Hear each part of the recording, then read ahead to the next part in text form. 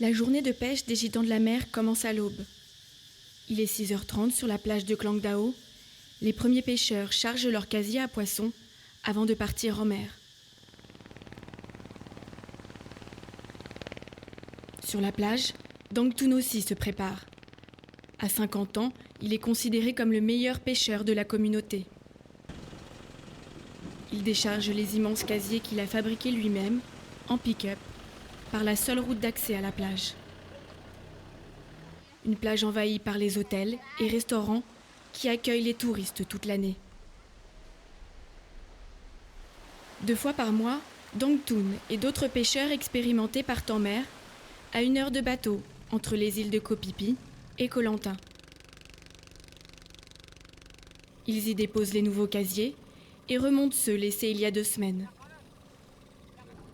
Il n'y a pas de flotteur pour indiquer la position des casiers.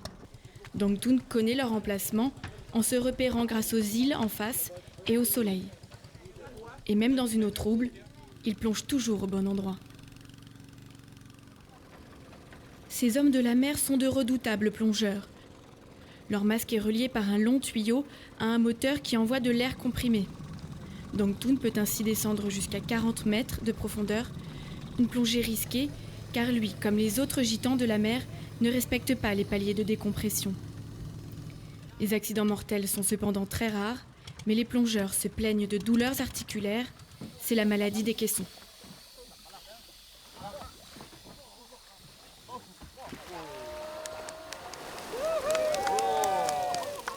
Aujourd'hui, la pêche est bonne. Avec ses 8 casiers, Dang Thun a environ 100 kilos de poissons. Mais ce n'est pas le cas à chaque fois. Malheureusement, trop souvent, ces casiers sont détruits par les chalutiers qui raclent les fonds marins, ou bien même par les touristes, qui, croyant bien faire, n'hésitent pas à découper les grillages pour libérer les poissons. Cette technique de pêche ancestrale est pourtant la plus écologique. Non seulement elle suit le rythme des saisons, mais les petits poissons et ceux non comestibles sont relâchés. Les casiers sont toujours posés sur des bancs de sable pour ne pas détériorer la barrière de corail.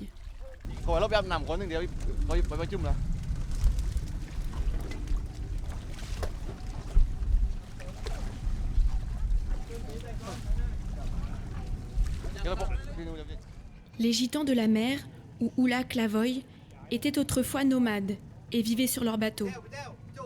Chassés de Malaisie par l'islamisation forcée il y a 500 ans, ils se sont installés ici, sur cette île, qu'ils ont baptisée Pulau Satak, pour ses longues plages de sable blanc. Aujourd'hui, l'île ne leur appartient plus. Elle a été dévorée par les investisseurs thaïs ou étrangers qui se sont arrachés des morceaux de terrain, acquis souvent par l'intimidation. En 1999, l'île ne compte que 7 complexes hôteliers. Il y en a plus de 200 aujourd'hui. Le dernier espace que les Ula Klavoy ont réussi à préserver est leur cimetière. Situé sur la plage, il est encerclé sur les 3 côtés par des hôtels qui avaient pris pour habitude d'empiéter toujours un peu plus sur leur terrain. C'est ici qu'ils réparent leurs bateaux et leurs casiers. Et c'est aussi là où ont lieu la cérémonie des ancêtres et une autre rendant hommage aux dieux de la mer.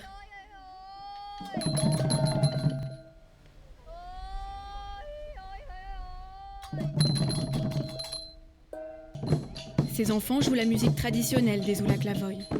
Il est important qu'ils perpétuent l'identité culturelle de leurs parents.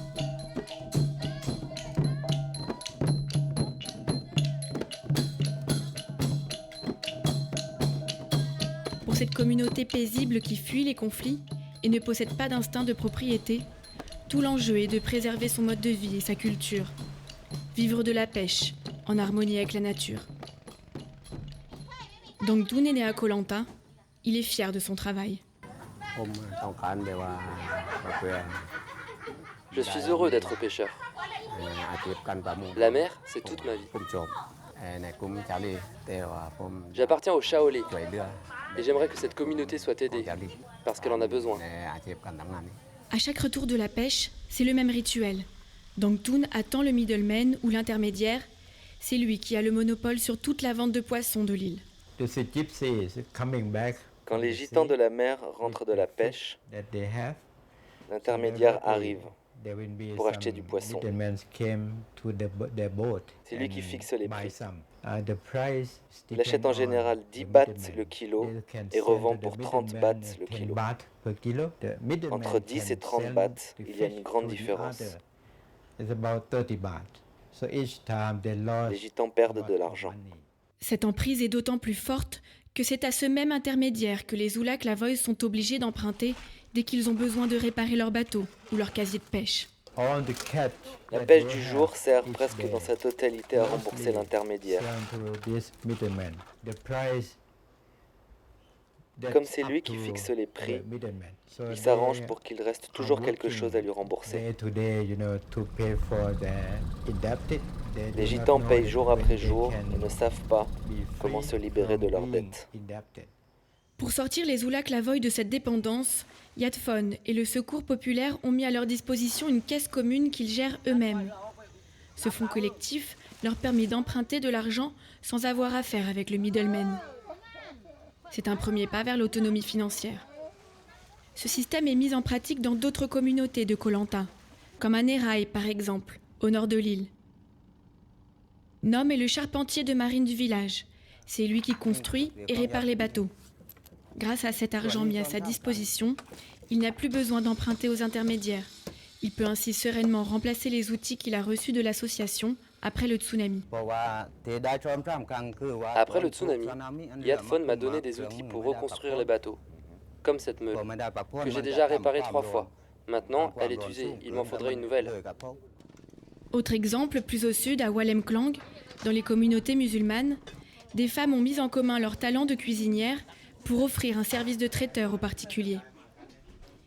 Ici aussi, l'argent de ce fonds commun servira à acquérir du matériel nouveau. Pensi est à la tête de ce groupe de femmes. Nous aimerions avoir une tente pour organiser des événements à l'extérieur. Pour chacun des 5 villages aidés par Yadfon et le Secours populaire, 200 000 bahts, soit l'équivalent de 4 000 €, seront injectés dans la caisse collective.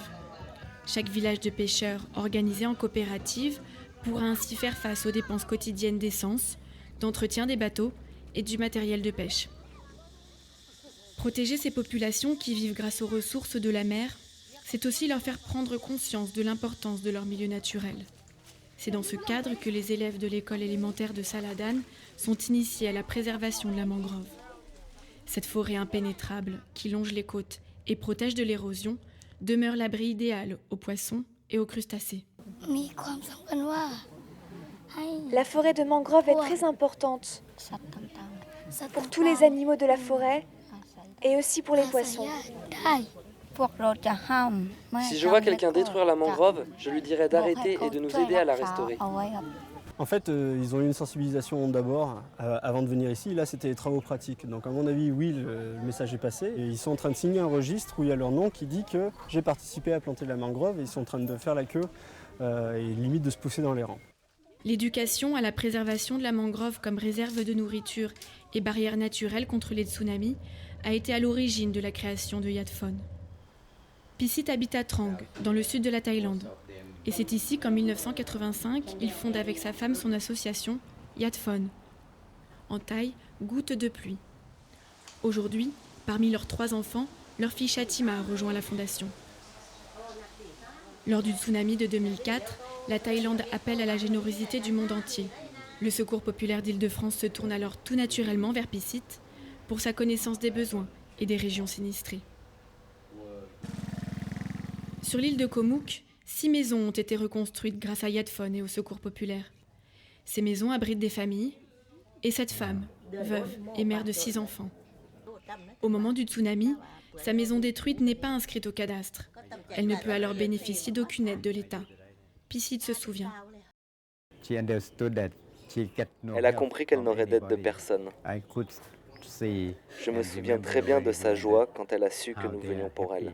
Passé l'urgence, la fondation Yadfon a incité certains habitants de Koh Mook à se regrouper pour travailler sur des projets communs. Mohamed est aujourd'hui président du Homestay Group, un groupe d'habitants de Koh Mook qui accueille les touristes en chambre d'hôte et propose des sorties en mer. Avant le tsunami, Les villageois étaient chacun de leur côté. Aujourd'hui, nous travaillons ensemble. Et c'est beaucoup plus efficace, notamment pour la protection de l'environnement. Travailler ensemble pour plus d'efficacité. Voilà le fondement de l'action solidaire selon Yadfone. Depuis des années, dans la région de Trang, Pissit aide les travailleurs à se regrouper par domaine d'activité. Les pêcheurs de palourdes, par exemple, à Ban Klong, ont créé leur communauté et ensemble, ils ont compris que protéger la mangrove, c'était aussi protéger leur source de revenus. Car dans cette zone où la mangrove est protégée et replantée, la concentration de palourdes est nettement plus élevée qu'ailleurs. Plus au nord, dans le village de Hatsamran, les anciens cultivateurs de crevettes ont abandonné cet élevage extrêmement polluant pour se mettre au nipa, un palmier dont les feuilles sont utilisées pour la fabrication des toits ou du papier à cigarette. Le nipa se vend très bien et contrairement aux crevettes, il ne met pas en péril l'écosystème. Dernier exemple enfin, à Nayong, dans cette région toute proche de la ville de Trang, Pissit a réussi à convaincre les habitants de planter des sagoutiers. Ces palmiers hauts d'une dizaine de mètres préservent la biodiversité et retiennent les eaux de pluie. Leurs feuilles servent à fabriquer le toit des maisons et leur tronc, réduit en poudre, devient de la farine. Cette farine sert pour cuisiner et même pour faire des pâtes ou des nouilles.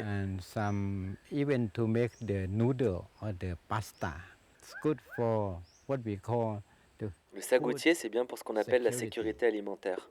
Les familles pauvres peuvent l'utiliser en cas de pénurie de riz, par exemple. En s'unissant et en protégeant l'environnement, les pêcheurs et les paysans que la fondation Yadfone a aidés dans le sud de la Thaïlande ont retrouvé une stabilité financière. L'expérience de Yadfone auprès de ces populations vulnérables qui vivent proches de la nature sert aujourd'hui à protéger les 231 familles de gitans de la mer réparties sur les îles de Koh Lanta, Koh Siboya et Koh Phi Phi. On a les mêmes valeurs, on partage les mêmes valeurs, dans le sens où il faut accompagner les personnes dans leur démarche de développement, il ne faut pas bousculer leurs habitudes. Yadfone connaît très bien ces populations parce qu'elle les suivait déjà avant le tsunami depuis plusieurs années et a réussi à les faire évoluer sur un modèle économique qui soit plus durable et plus viable. Le Secours populaire s'inscrit tout à fait dans cette démarche-là et c'est pour ça que c'est tout naturel qu'on a décidé de continuer l'aventure ensemble. Ce projet qui unit Yadfone et le Secours populaire d'Île-de-France vise le renforcement des communautés de gitans de la mer.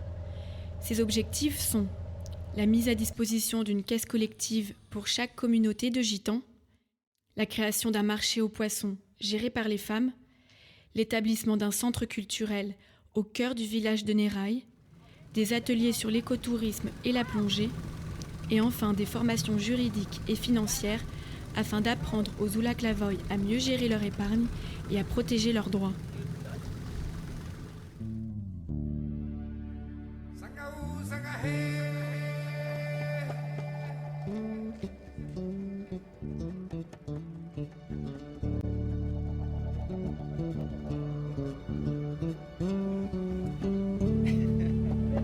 Pour que les gitans de la mer bénéficient de l'essor économique de la Thaïlande, au même titre que n'importe quel autre citoyen, ils ont besoin, aujourd'hui encore, de l'aide et de l'expérience de grandes organisations.